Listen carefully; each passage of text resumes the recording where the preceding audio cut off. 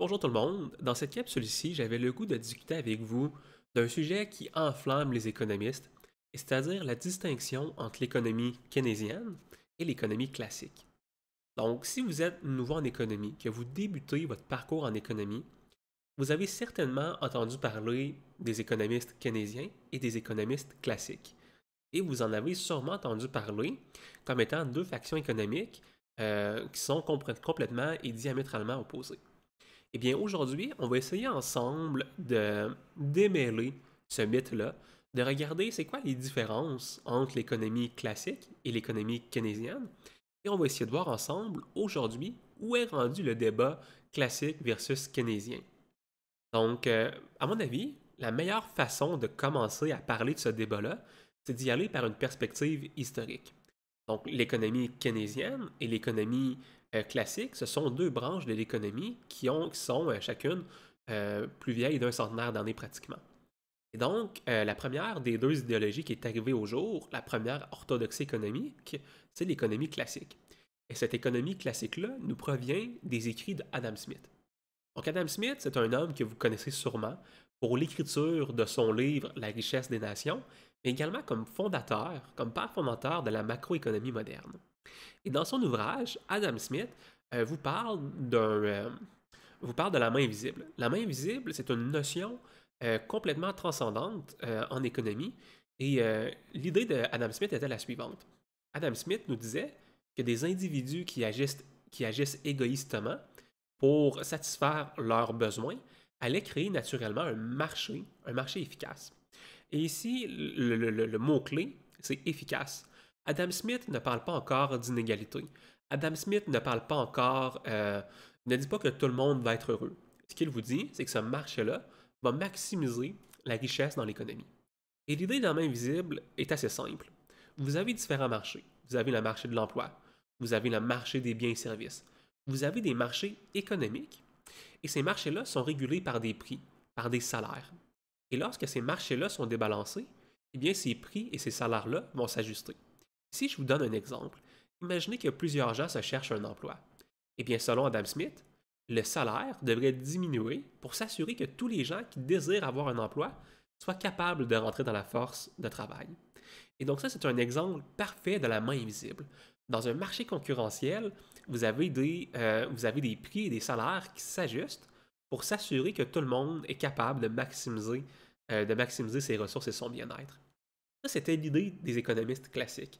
Des marchés précis, efficaces et rapides qui vont permettre à l'équilibre, à la macroéconomie, au marché de se tenir en équilibre. Arrive ensuite John Maynard Keynes. John Maynard Keynes, c'est un économiste qui a écrit son plus grand ouvrage, La théorie de l'emploi, de la monnaie et de l'intérêt, dans les années 1930.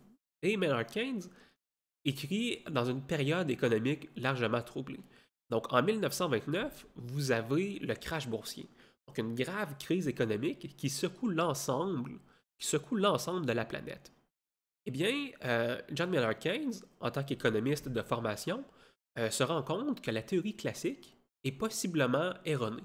Donc, d'Adam Smith jusqu'à John Maynard Keynes, on ne doute pas de l'orthodoxie économique qui nous dit que les marchés s'ajustent pour retrouver l'équilibre macroéconomique.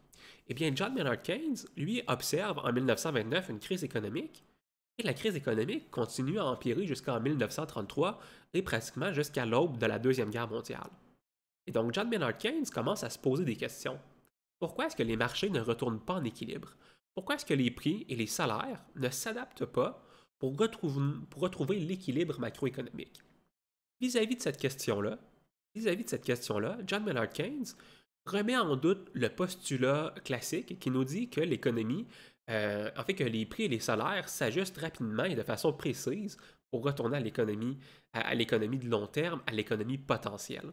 Donc John Maynard Keynes va introduire son plus grand apport, probablement à l'économie, va introduire le concept de rigidité. Il va vous dire, oui, les prix vont se réajuster. Oui, les salaires vont se réajuster, mais tout ça, ça prend du temps. Et ce temps-là, c'est néfaste pour les gens.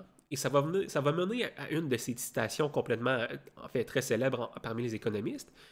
John Maynard Keynes va vous dire, à long terme, nous sommes tous morts. Parce que le nœud du débat entre les classiques et les keynésiens, c'est le suivant. Keynésien comme classique, on s'entend pour dire qu'à long terme, l'économie converge vers un équilibre potentiel, converge vers ce que l'économie devrait être. Donc, tout ne peut pas aller mal tout le temps.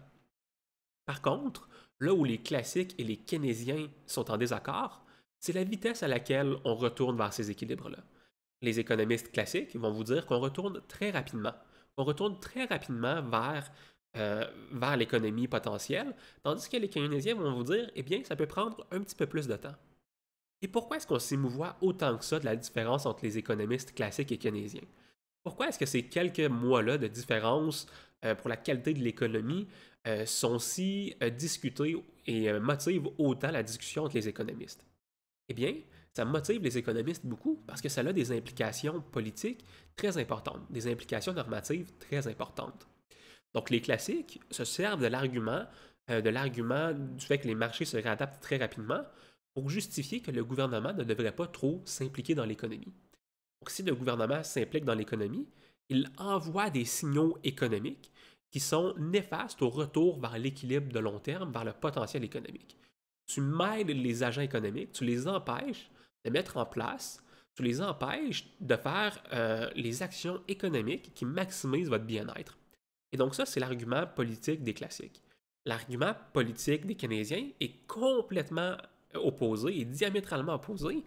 Et les keynésiens vont vous dire, si ça prend du temps à retourner à l'équilibre macroéconomique, alors on peut permettre l'intervention des gouvernements dans l'économie pour s'assurer un retour à l'économie potentielle. Je vous dirais que le débat aujourd'hui est relativement moins important qu'il l'était dans les années 50 ou 60 ou même 70. Donc l'économie keynésienne a été très populaire depuis les années 1930 jusqu'aux années 80, a été vraiment centrale à l'orthodoxie économique, jusqu'à ce que les économistes classiques refassent un retour en scène avec les idées de Milton Friedman. Et là, on commence à rentrer dans l'école de pensée monétariste.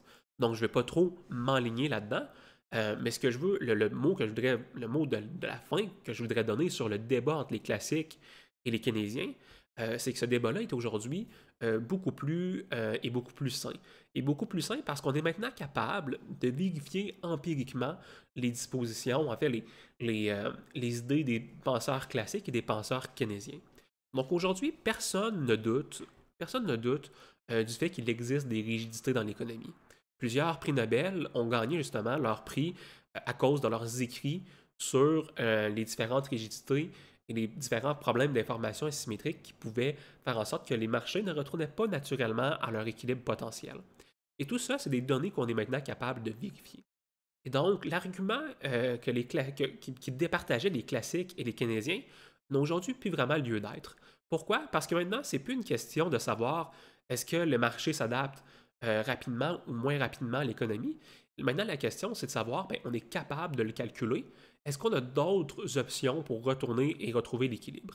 Donc, je ne veux pas m'éparpiller dans les nouvelles écoles de pensée économique, mais j'espère que ça vous a aidé à mieux comprendre c'est quoi la distinction entre les écoles de pensée classiques et les écoles de pensée keynésiennes. Si vous avez des questions sur la capsule, n'hésitez pas à laisser un commentaire sous la vidéo. Je vais essayer d'y revenir dès que possible, ou sinon, un de vos collègues pourrait essayer de vous répondre.